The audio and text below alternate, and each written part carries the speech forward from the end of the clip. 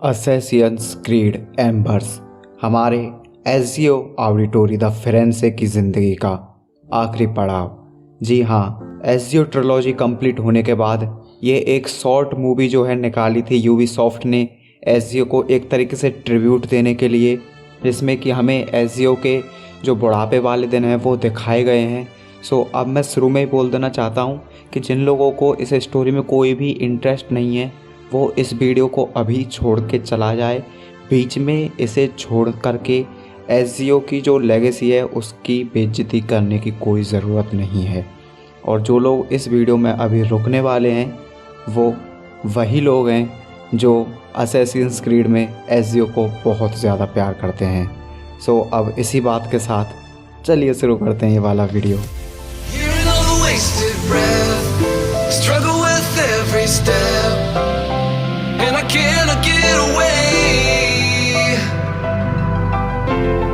Such a paradise, standing up a mile high. Will you fall to give me strength? इस movie की starting में हमें पता लगता है कि एजियो की उम्र अब बहुत ज़्यादा हो चुकी है और यहाँ पर वो सब कुछ छोड़ छाड़ के आ चुका है। सोफिया सारतोर के साथ एक फैमिली बना चुका है। यहाँ हमें पता लगता है कि एजियो एक एकांत वाली जगह पर जाकर के वहाँ घर बना करके रहने लगा है और यहाँ पर एजियो अपने कमरे में कुछ लिख रहा होता है। तभी सोफिया सारतोर आती है और उससे कहती है कि मैं तेरी बहन से मिलने के लिए जा रही हूँ, शाम तक आ जाऊँगी, तू हमारी बेटी का जो है ध्यान रखना। एजियो उससे कह देता है कि ठीक है, मैं ध्यान रखूँगा। इसके बाद एजियो बाहर आता है और अपनी बेटी को देख करके आगे बढ़ता है खेतों की तरफ, उधर देखभाल करने के लिए। लेकिन तभी एजियो को अपनी बेटी के पास कोई इंसान खड़ा हुआ दिखता है। एजियो ये देख करके डर जाता है क्योंकि वो इंसान असैसिन्स वाले कपड़ों में था। एजियो सीधा भाग करके आता है और उसका गला पकड़ लेता है। तब एजियो को पता लगता है कि वो इंसान एक लड़की है और उसके गले में असैसिन्स के सिंबल वाला लॉकेट है। ये देख करके एजियो समझ जाता है कि ये कोई दुश्मन तो नहीं है। इसके बाद सीन शिफ्ट होता है और हमें उसी दिन के रात का सीन दिखाया जाता है जहाँ पर एजियो उस लड़की से जिसका नाम है शाओ युन उससे माफ़ी मांगता है। यहाँ पर शाओ युन कहती है कि मुझे तुमसे असैसिन्स क्रीड का जो ऑर्डर है उन्हें कैसे एक साथ बनाए रखना है, कैसे आगे बढ़ाना है, ये कला सीखनी है। लेकिन यहाँ पर एजियो क्योंकि अपनी असैसिन्स वाली ज़िंदगी से थक चुका था, अभी वो अपने अंतिम दिनों को चैन से जीना चाहता था, इसलिए एजियो यहाँ पर गुस्सा हो जाता है और उसे सिखाने से मना कर देता है। लेकिन यहाँ पर सोफिया सारतोर जो है एजियो की बात को थोड़ा सा काट करके कहती है कि तुम आज रात यहीं रुक जाओ, हमारे पास एक अलग से बेडरूम खाली है। इसके बाद अगली सुबह हमें पता लगता है कि शाओ युन एजियो के कमरे में घुस चुकी है और वहाँ पर उसके लिखे हुए कुछ लेटर्स को पढ़ रही होती है। एजियो उसे उन लेटर्स को पढ़ते हुए देख लेता है और इस बात पर वो गुस्सा होकर के शाओ युन को उस कमरे से बाहर भगा देता है।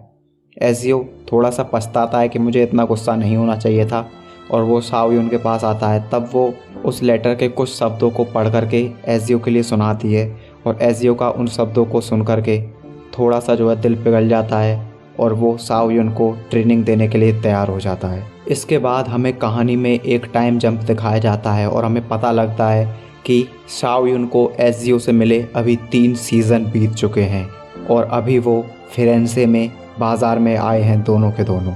जब एजियो और शाओ युन यहाँ से जा रहे होते हैं तब उनके ऊपर एक चाइनीज़ वॉरियर हमला कर देता है। शाओ युन उससे लड़ती है और उसका खेल वहीं ख़त्म कर देती है।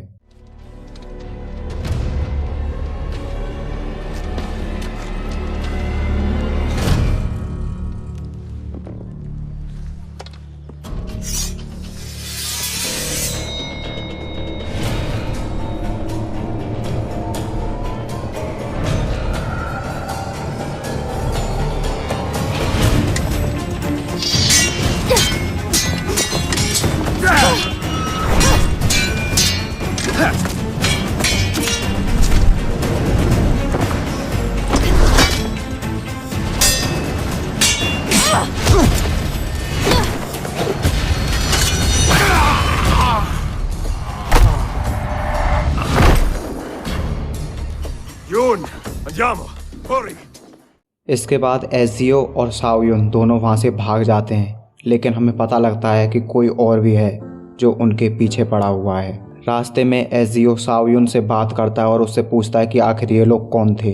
तब शाओयुन उसे बताती है कि उसके गुरु ने ही उसे कहा था कि वो जाकर के एजियो से मिले और उससे असैसिन्स क्रीड को आगे बढ़ाने की कला सीखे, लेकिन उसके गुरु को जो है वेनिस में इन्हीं चाइनीज़ लोगों ने पकड़ लिया था। एजियो यहाँ पे पूछता है कि आखिर वो है कौन लोग।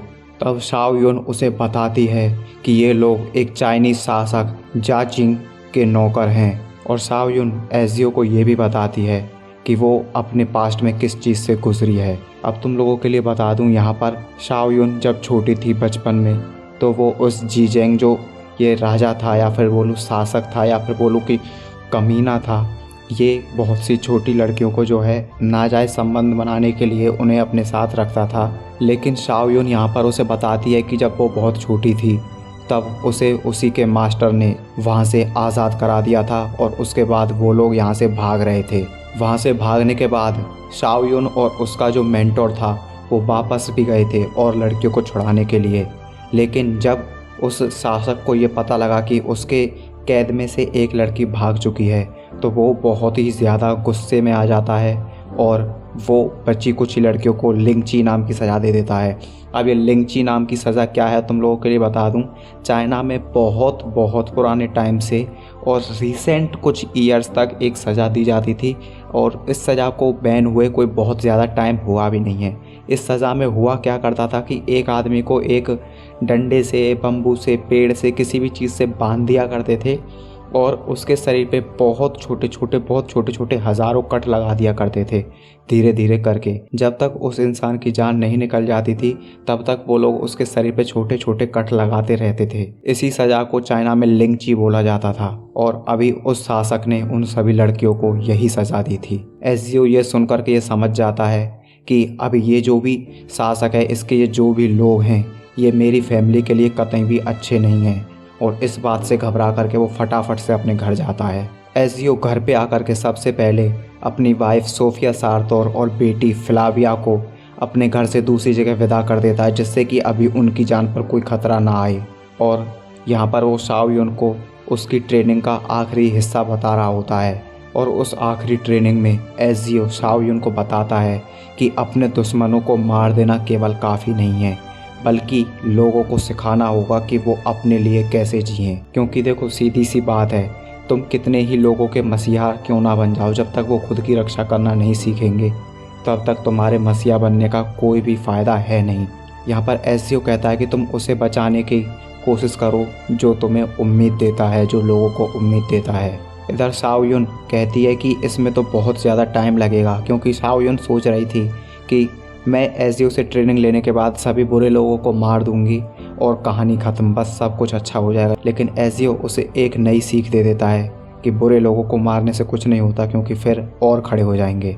ज़रूरी है लोगों के दिल में उम्मीद जगाना, उन्हें खुद के हक़ के लिए लड़ना सिखाना। यहाँ पर वो दोनों सोने के लिए चले जाते हैं। तभी एजियो को पता लगता है कि उसके घर पे किसी ने हमला कर दिया है। वो बाहर आकर के देखता है तो उसे पता लगता है कि शाओयुन कुछ चाइनीज़ वॉरियर्स से लड़ रही होती है, और यहाँ पर एजियो भी उन वॉरियर्स की लंका लगाना शुरू कर देता है।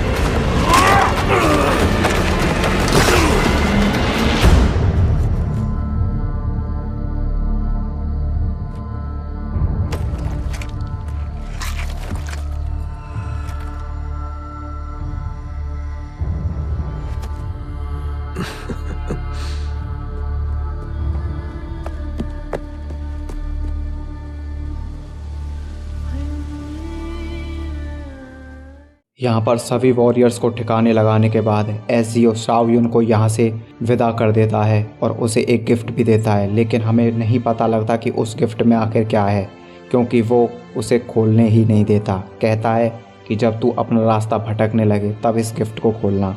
अब हमें नहीं पता कि उस गिफ्ट में ऐसा क्या था कि शाओयुन को वापस से रास्ता दिखा सकता है। ये चीज़ हमारे लिए इस मूवी में मिस्ट्री ही छोड़ दी जाती है।